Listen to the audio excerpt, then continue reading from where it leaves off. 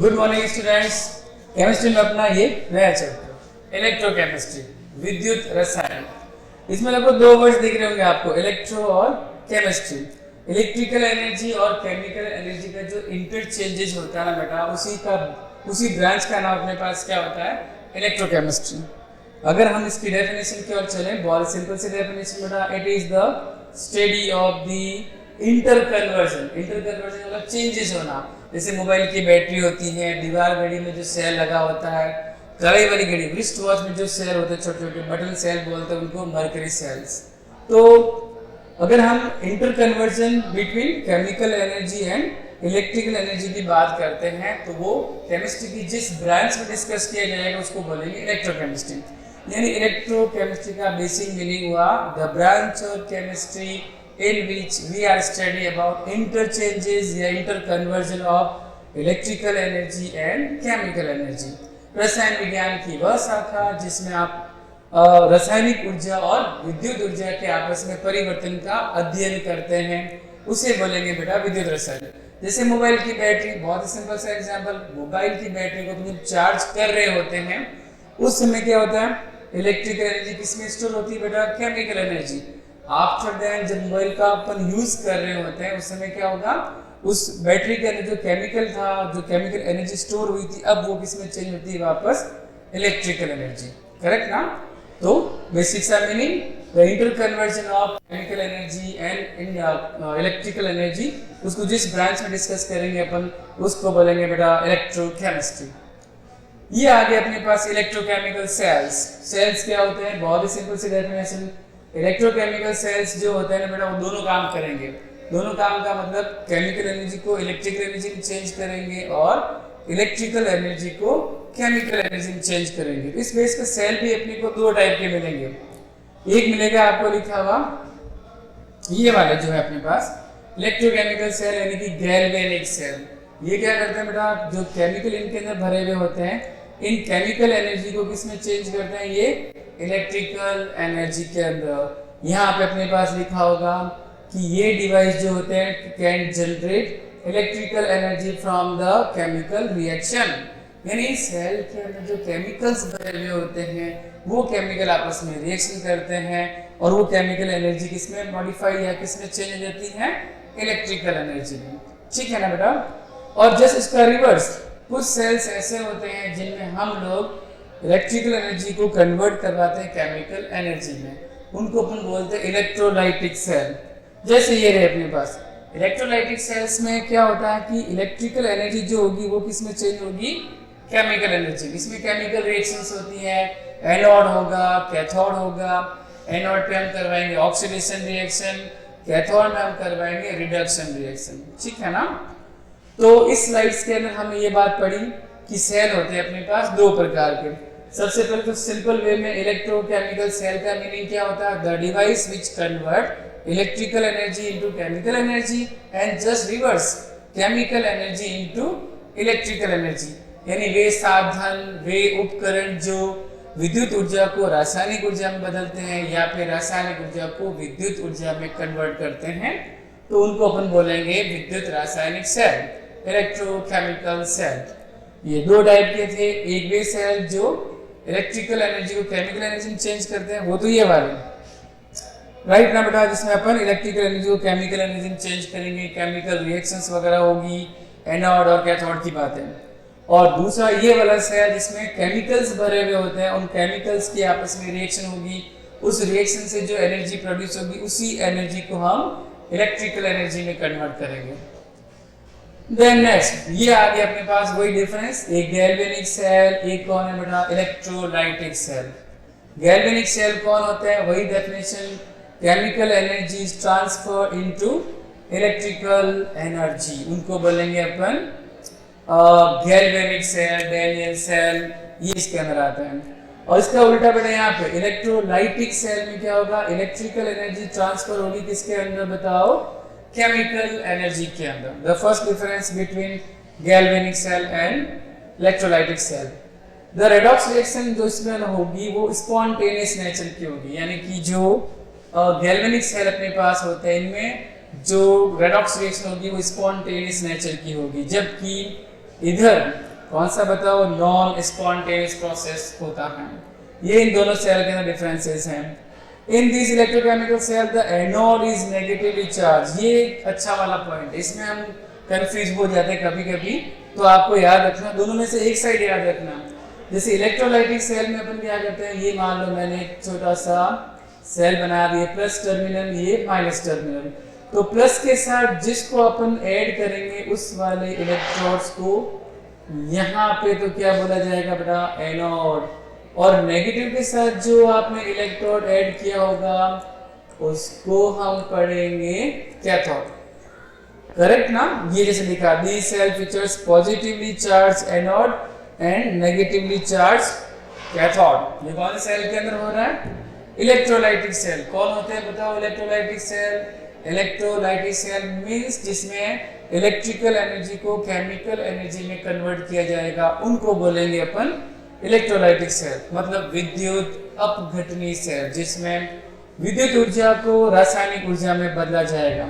और इन सेल्स के अंदर बेटा बैटरी का जो प्लस टर्मिनल है उससे जो इलेक्ट्रोड जुड़ा होगा उसको तो बोलेंगे अपन एनोड, और नेगेटिव टर्मिनल के साथ जो इलेक्ट्रोड कनेक्ट है उसको बोलेंगे अपन कैथोड।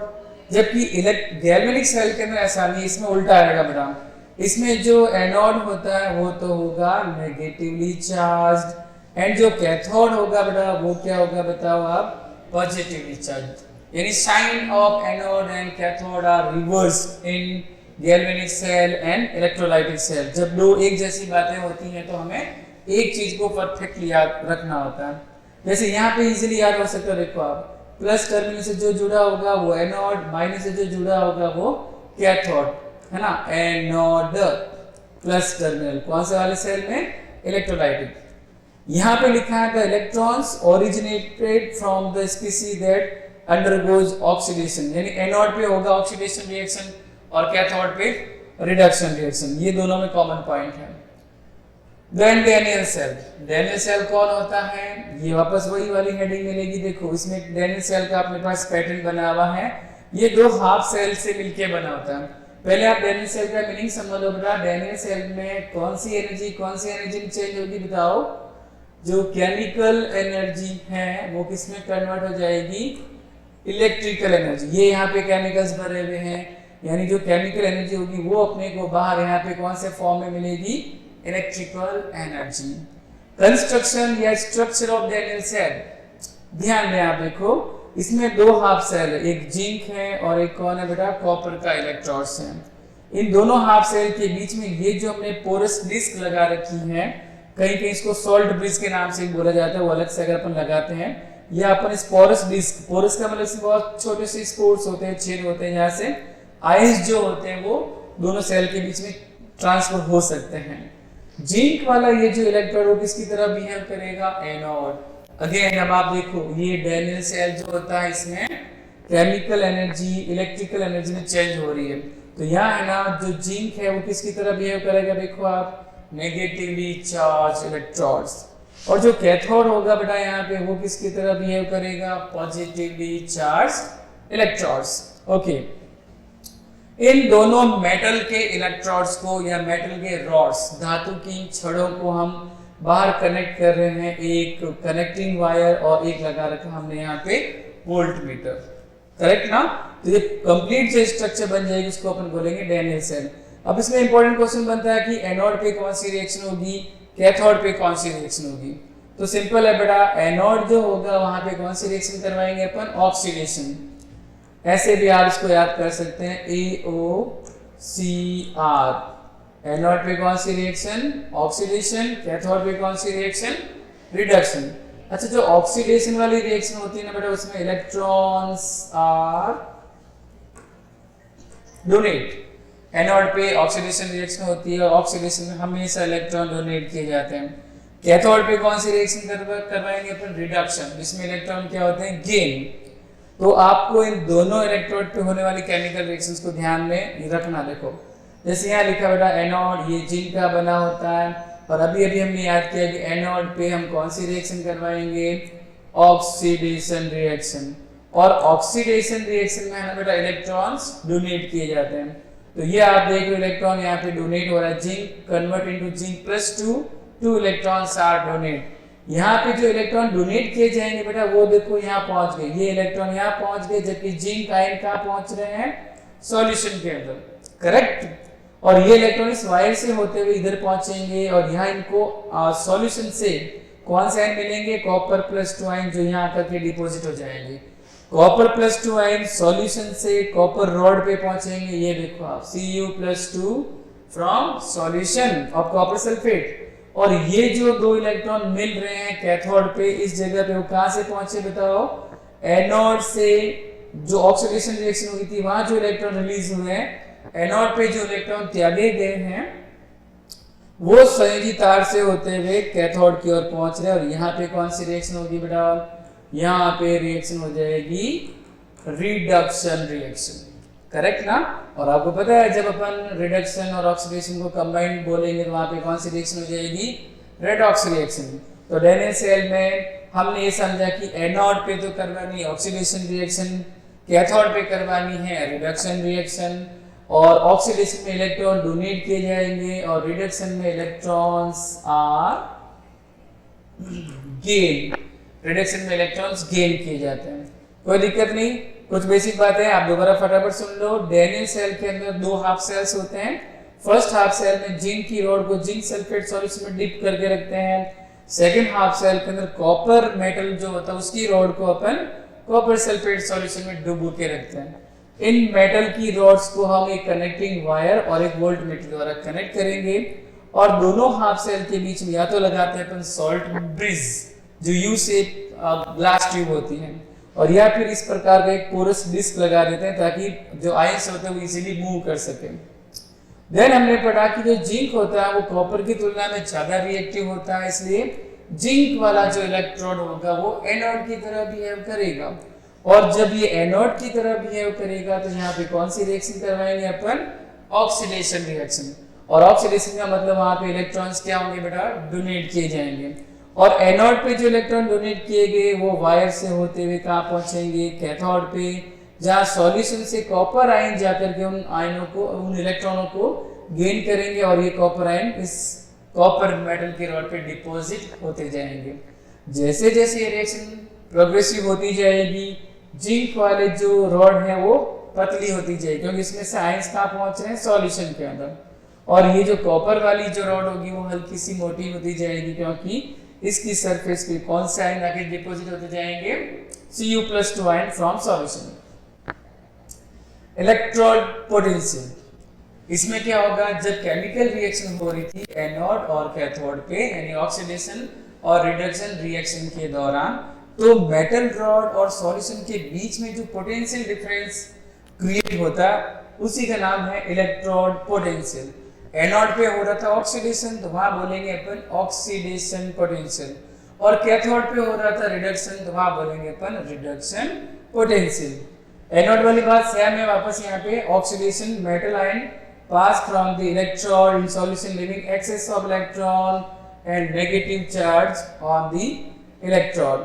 मतलब ऑक्सीडेशन कहाँ हो रहा था, एनोड पे हो रहा था, वहां इलेक्ट्रॉन डोनेट किए जाएंगे इसलिए वो क्या हो जाएगा, नेगेटिवली चार्ज्ड। और रिडक्शन क्या होगा, कॉपर वाली साइड में यानी कैथोड वाली साइड, वहां इलेक्ट्रॉन गेन किए जाएंगे। केमिकल रिएक्शन हमने थोड़े पहले देखी थी, सेम वापस वही, मेटल जो है वो मेटल आयन में कन्वर्ट होंगे, इलेक्ट्रॉन्स डोनेट किए जा रहे हैं, मतलब ऑक्सीडेशन रिएक्शन। और यहाँ जो है ना वो मेटल आयन इलेक्ट्रॉन गेन करेंगे और वापस न्यूट्रल फॉर्म में कन्वर्ट हो जाएंगे। ये वापस सेम कॉन्सेप्ट है, इलेक्ट्रोड पोटेंशियल वाली बात रिपीट की। ये जो मेटल रॉड है उसको आपने जो सॉल्यूशन है उसके अंदर डुबो दिया है, तो हमने जो पढ़ा था कि मेटल रॉड और सॉल्यूशन में जो आयंस होंगे उनके बीच में एक पोटेंशियल क्रिएट हो जाता है, एक पोटेंशियल डिफरेंस प्रोड्यूस हो जाएगा, और उसी पोटेंशियल डिफरेंस का नाम क्या था बताओ, इलेक्ट्रोड पोटेंशियल, करेक्ट ना। तो ये वापस वही मेटल से मेटल प्लस आयन बन रहे, इलेक्ट्रॉन डोनेट हो रहे हैं, मतलब ये कौन सी रिएक्शन थी, ये ऑक्सीडेशन रिएक्शन है जो कहाँ पे हो रही थी, at anode, right. Reference electrodes कौन से होते हैं, कुछ इलेक्ट्रोड ऐसे होते हैं जिनका इलेक्ट्रोड पोटेंशियल फिक्स होता है, स्टैंडर्ड होता है, नॉन होता है, उनको अपन बोलते हैं रेफरेंस इलेक्ट्रॉन, है ना। Electrode which has a stable या फिर वेल नोन इलेक्ट्रोड पोटेंशियल अगर उनका होता है तो अपन बोलते हैं उनको रेफरेंस इलेक्ट्रॉन। और रेफरेंस इलेक्ट्रॉन में अपने पास एक एग्जांपल है SHE, स्टैंडर्ड हाइड्रोजन इलेक्ट्रोड, जो ये वाला फोटो है। इसमें स्ट्रक्चर याद करना, पहले तो ये ग्लास ट्यूब है, इसके अंदर प्लेटिनम वायर अपने पास लगा हुआ है, नीचे यहाँ पे प्लेटिनम की एक प्लेट भी लगी हुई है। हाइड्रोजन गैस को यहाँ से एंटर करवाया जा रहा और उसके लिए प्रेशर की वैल्यू है 1 बार, स्टैंडर्ड कंडीशंस। और ये जो सॉल्यूशन है ना, इसके अंदर जो HCl सॉल्यूशन भरा उसकी कंसंट्रेशन है 1 m सॉल्यूशन, राइट। इसको बोला जाता है स्टैंडर्ड हाइड्रोजन इलेक्ट्रोड, शॉर्ट में SHE। और जैसे कि अभी हमने पढ़ा था कि ये रेफरेंस इलेक्ट्रोड है, इसका इलेक्ट्रोड पोटेंशियल फिक्स होता है। कितना होता है ये देखो आप, फिक्स वैल्यू बड़ा है ना। स्टैंडर्ड हाइड्रोजन इलेक्ट्रोड जो होता है SHE, इसका इलेक्ट्रोड पोटेंशियल 0.0 होता है। इस सेल को शॉर्ट में अपन ऐसे रिप्रेजेंट करेंगे, रिप्रेजेंटेड एज प्लेटिनम वायर जो सॉलिड स्टेट में, ऑब्लिक यहाँ पे लिखा हाइड्रोजन गैस, और इक्वल्स टू वापस ये जो हाइड्रोजन गैस है उससे क्या बन रहे हैं H+ आयन, एक्वस जो सॉल्यूशन लिया था हमने 1 m HCl का, और ये लिखा है यहाँ पे 1 m concentration same.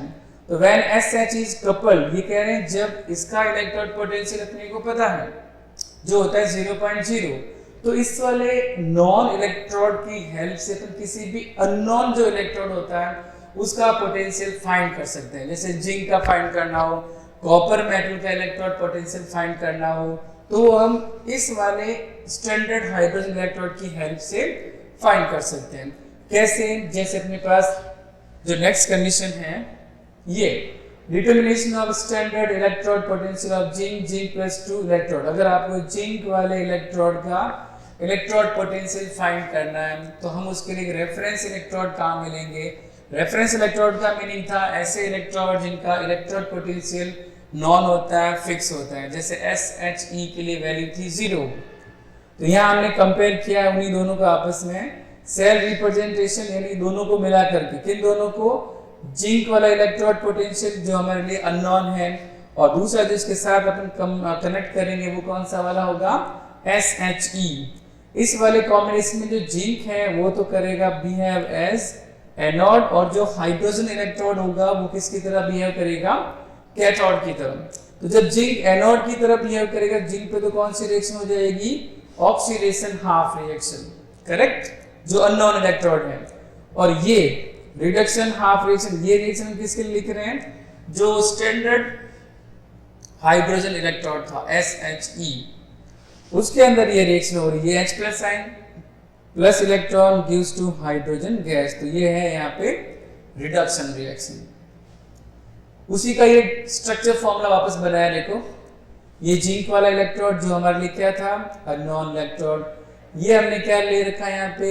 Standard hydrogen electrode SHE, जिसकी वैल्यू आपको पता थी, कितनी थी बताओ? 0.0। दोनों को कंबाइन कर दिया हमने सॉल्ट ब्रिज द्वारा, और इनको आपस में कनेक्ट किया है वायर और वोल्ट मीटर द्वारा। इस पूरे कॉम्बिनेशन का जो पोटेंशियल डिफरेंस मिलेगा आपको, वो आपको बताएगा वोल्ट मीटर। और फाइंड करेंगे अपने इस फॉर्मूले से। E सेल का मतलब सेल का इलेक्ट्रोड पोटेंशियल क्या होगा बेटा? कैथोड का इलेक्ट्रोड पोटेंशियल माइनस एनोड का इलेक्ट्रोड पोटेंशियल। अब पूरे सेल का जो इलेक्ट्रोड पोटेंशियल है वो वैल्यू आपको यहाँ से मिलेगी। जैसे इस केस में वैल्यू मिल रही है अपने को 0.76 वोल्ट कैथोड और माइनस एनोड।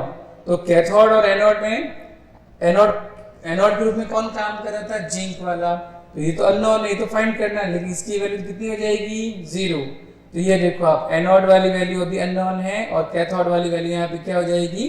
0। तो फाइनली अपने को जो एनोड वाली वैल्यू मिलेगी वो किसके बराबर मिलेगी? सेल के इलेक्ट्रोड पोटेंशियल के बराबर। वही सिंपल है, दोनों कॉम्बिनेशन के अंदर जो वैल्यू है वो यहाँ मिल रही है। उसमें अगर ये 0 है तो इसका जो इलेक्ट्रोड पोटेंशियल होगा किसके बराबर होगा? सेल के इलेक्ट्रोड पोटेंशियल के बराबर। इलेक्ट्रोकेमिकल सीरीज जिसमें बहुत सारे एलिमेंट्स को और आयंस को हमने इलेक्ट्रोड पोटेंशियल के डिक्रीजिंग वैल्यू में अरेंज कर रखा है। वैल्यू जितनी ज्यादा नेगेटिव में आएगी वो उतना ही ज्यादा स्ट्रॉन्गर रिड्यूसिंग एजेंट की तरह बिहेव करेगा। इस सीरीज में आप देखिए बॉटम की ओर अगर हम जाते हैं तो मेटल्स आ रही है, और मेटल नॉर्मली इलेक्ट्रॉन डोनेट करती है। इन मेटल का क्या होता है? ऑक्सीडेशन। इसका मतलब है कि मेटल किसकी तरह बिहेव करेगी? रिड्यूसिंग एजेंट, क्योंकि जिसका ऑक्सीडेशन होता है ना बेटा वो किसकी तरह बिहेव करेगी? रिड्यूसिंग एजेंट की तरह। तो लिथियम है, सोडियम है, मैग्नीशियम, इनके लिए लिखा जा रहा है कि किसकी तरह बिहेव करेगी? Strong reducing agent. और अगर आप इस सीरीज में ऊपर की ओर जाओगे तो हैलोजेंस आ रहे हैं टॉप पे, और हैलोजेंस क्या करते हैं बेटा? इलेक्ट्रॉन गेन करते हैं। जो इलेक्ट्रॉन गेन करता है उसका होता है रिडक्शन, और जिसका रिडक्शन होगा वो किसकी तरह बिहेव करेगा? ऑक्सीडाइजिंग एजेंट की तरह बिहेव करेगा। देन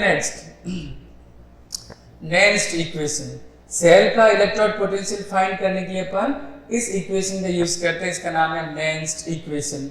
ये अपने पास E equals to E naught minus 2.303 RT upon NF, इसमें F की वैल्यू है 96500 coulomb, log M upon M plus बोल दो यहाँ पे concentration of product upon concentration of reactant.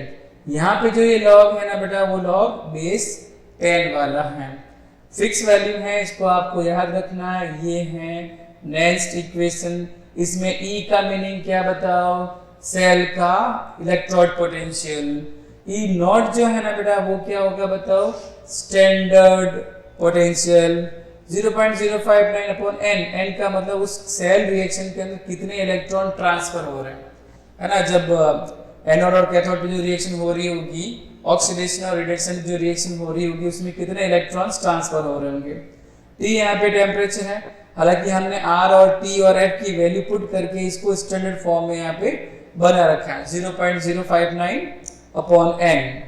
n का मीनिंग पता चल गया आपको? Number of electrons which are involve in the chemical reaction या सेल रिएक्शन। नेक्स्ट इक्वेशन का ये दूसरा फॉर्म है जो हम डैनियल सेल के लिए अगर लिखें तो आपको पता होगा बेटा डैनियल सेल में ये नेट सेल रिएक्शन थी, राइट, जिसमें कॉपर का तो हो रहा है यहाँ पे रिडक्शन और जिंक का क्या हो रहा है बताओ? ऑक्सीडेशन। तो E equals to E naught minus 2.303, R का मतलब वही गैस कांस्टेंट, T यहाँ पे टेम्परेचर जो आपको रूम टेम्परेचर मान के चलना है, और ये फैराडे 96500 कूलम। इन तीनों की वैल्यू को अगर आप पुट करेंगे तो अपने को फिर से वही जो पिछले स्लाइड में पढ़ी थी आपने, ये नेक्स्ट इक्वेशन बन जाएगी। अब इसमें जो सॉलिड होता है सेल रिएक्शन में उसको यहाँ पे अपने को काउंट नहीं करना, क्योंकि सॉलिड का मतलब उनकी कंसंट्रेशन हो जाएगी 1 मोलर फिक्स कंसंट्रेशन। सिर्फ आयंस को, अब जैसे ये प्रोडक्ट में आयंस है तो इसको आप ऊपर लिखोगे, और ये जो रिएक्टेंट में आयंस दिख रहा है उनको आपको नीचे की ओर शो करना। Just ions are written as product and as reactant, because जो सॉलिड फॉर्म में लिखे मिलेंगे रिएक्शन के अंदर उनकी कंसंट्रेशन 1 मोल मान के चलना, वो आपको यहाँ पे शो नहीं करना।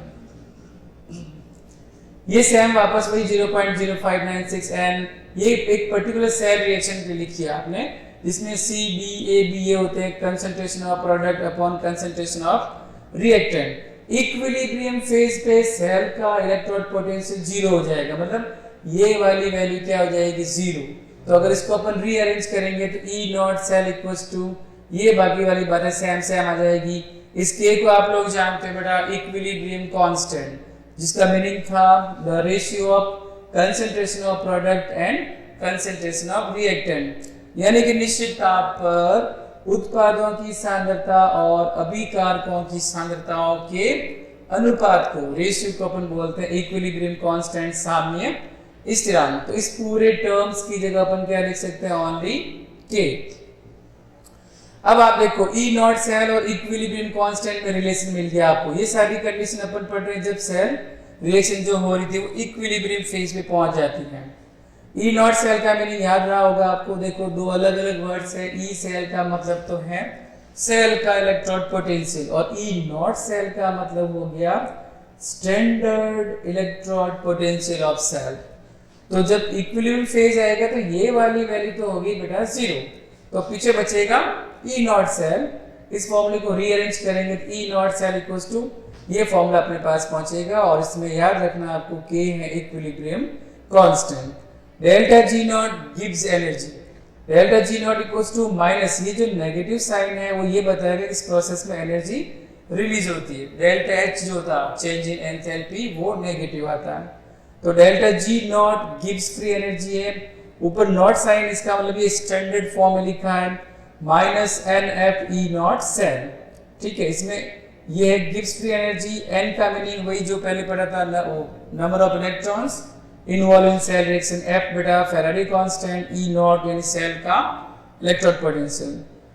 The value of equilibrium constant यानी के अगर आपको यहाँ से फाइंड करना है तो अपन वैल्यू पुट कर सकते हैं, delta G not equals to 2 negative minus 2.303 RT log base 10 K, delta G कौन standard Gibbs free energy, R वही गैस कांस्टेंट, टी टेम्परेचर, और ये जो है ना बेटा के कौन होगा बताओ, इक्विलिब्रियम कांस्टेंट। इक्विलिब्रियम कांस्टेंट होता क्या है, concentration of product and concentration of reactants.